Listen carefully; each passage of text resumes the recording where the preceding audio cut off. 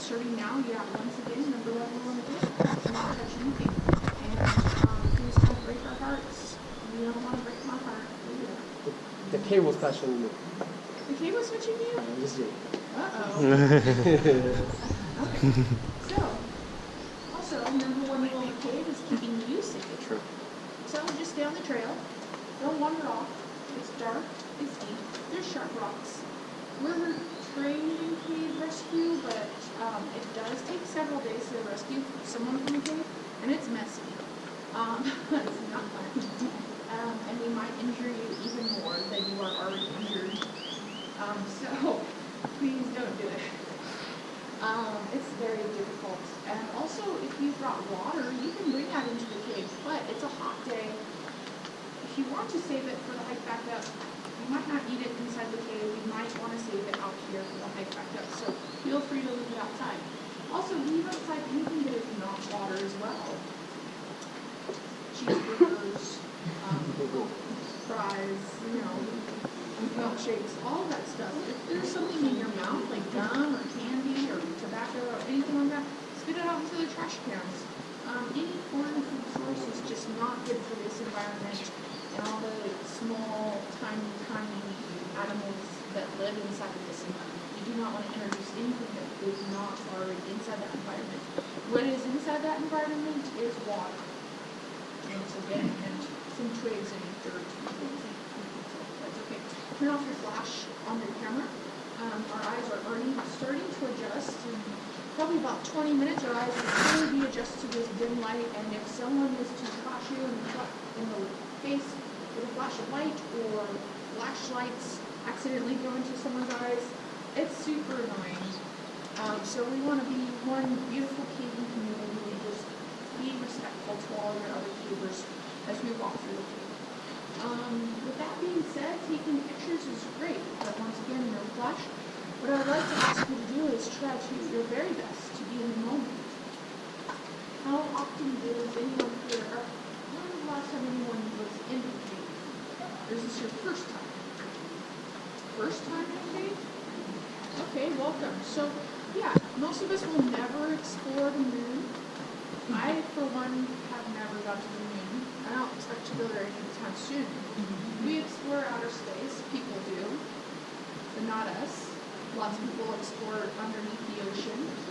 Most of us don't get that chance either, but we do get to explore this upside-down underground world. So please, take some time to be in the moment, not just creating the memories with your camera, but creating memories by actually being here and now with the rest of your group.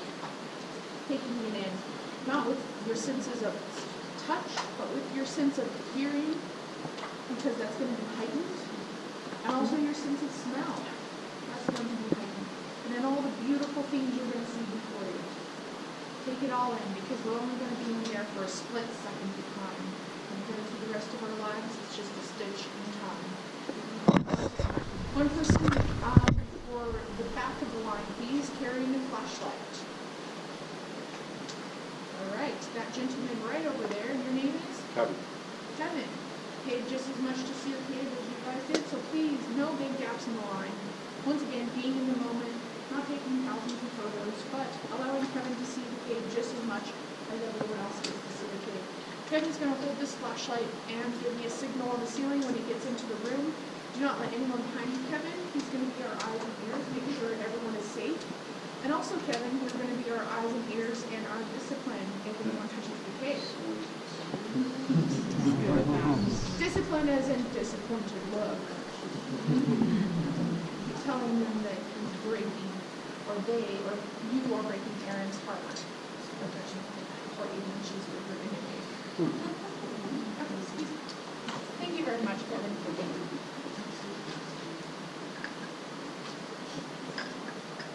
Okay. So make some observations, open up your eyes, ears, give the kid a good smell, be in the moment. We'll talk about those observations.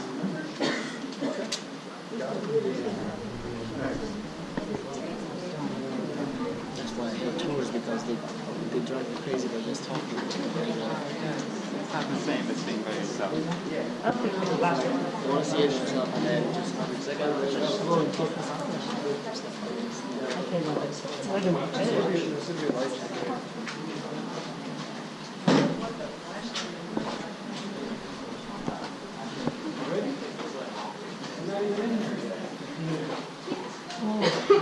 Nice, cool down.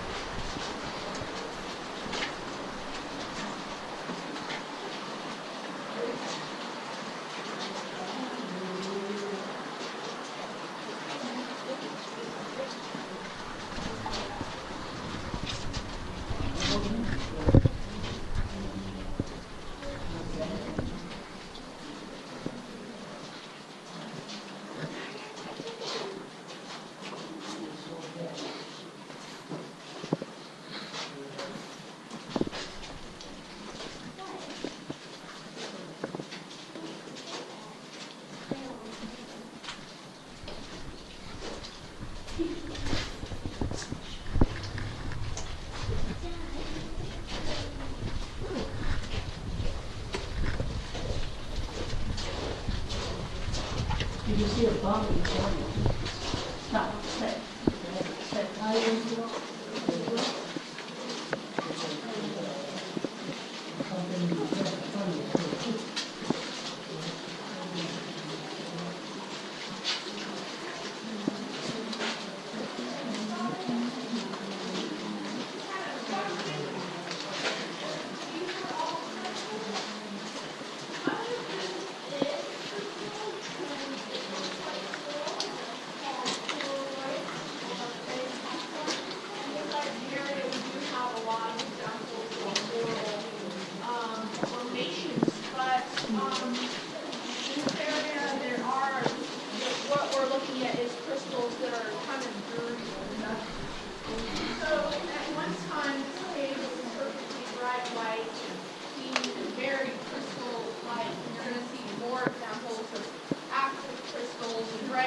White, beautiful, clean crystals that have been protected over the years, but because this cave had a lot of human impact on it over the years, a lot of these beautiful crystal formations have been covered in dirt and dust. But also in this room, not crystals, are what's known as primary formations. Here's a good example above your heads, above the river or the creek there. These formations right here, excellent examples of primary formations. You're going to see a lot of that. So that primary formation indicates that this cave was made by water, by a river, and the secondary formations indicate this cave continues to be formed by water. Now, is everyone in here? Yep. There's my signal. Okay, good. Welcome everyone. You can be as loud and as boisterous as you want now. There aren't any canyon rins in this area. You passed the canyon rin test. That's good. But just remember afterwards, you're still out there. So don't forget to be quiet on your way out. But while we're in here, you can be loud, boisterous, and ask questions. And we did have a question. And we talked about the crystals, which are the secondary formations, and the other formations, which are primary formations. And those primary formations indicate how the cave was formed. Another indication of how the cave was formed is Yucca Creek behind you. Yucca Creek is a great example of how the cave was formed and continues to be formed. It continues to have the opening up space with water eroding away the marble. And that river or that creek bed is going to get deeper and deeper and deeper over time. Now we're going to get more into the story of how the cave was formed and how the crystals came to be. But we're going to go up this hallway here, and first of all, I want you to once again observe and notice the difference between water-formed cave or areas where there's lots of crystals growing, and then also areas of the cave where they actually blasted it open in 1938, 1939. They blasted it open with dynamite. So look for those evidence, look for that clues of the dynamite. And here's a hint, it is going to be above your head. Everything in the cave is upside down, it's an upside down underground world. We essentially just walked into the side of a mountain, so there's the first indication that we're in an upside down underground world. So, if you look above your head, watch the evidence, and we're going to talk about that in the next room. Why did they use a dynamo? Because they wanted to open it up so that humans could walk through.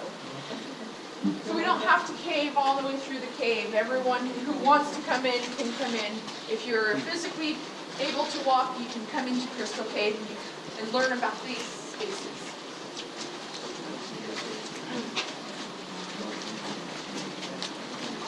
They're looking for.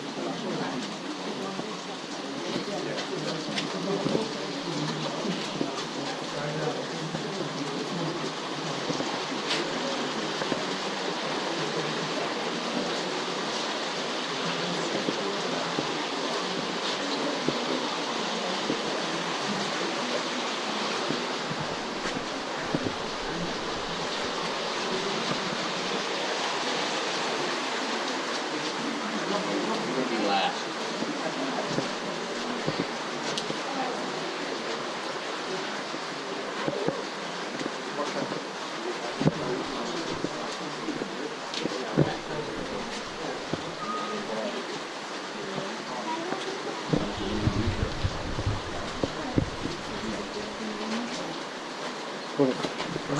We're gonna wait.